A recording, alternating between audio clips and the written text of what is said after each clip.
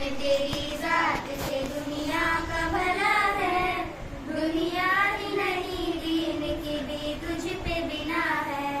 ऐ इल्म तेरी जात से दुनिया का भला है। दुनिया ही नहीं दीन की भी तुझ पे बिना है। तू जिसके नहीं पास वो इंसान नहीं है।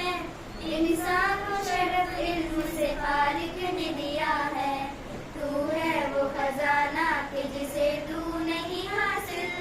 गर शाह ज़मा भी हो तो मुफलिस है, गदा है। खोया नहीं जिसने तुझे जिस वक्त भी पाया। भूला नहीं जिसने कि तुझे सीख लिया है। तेरे ही सबब से है फलातों की ये शहरत। रुतबाए अरस्तू को भी तूने ही दिया है। इस वक्त दुनिया में नहीं तेरी हुकूमत। शाहों का सर आगे तेरे हर वक्त झुका है। गुमराह रहे खल्क अगर तू न हो रहबर। गर तू न कहे किसको खबर कौन खुदा है। सना तो उल्फत में भी मुमताज वही कौम।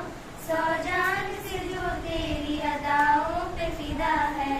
जिसने तुझे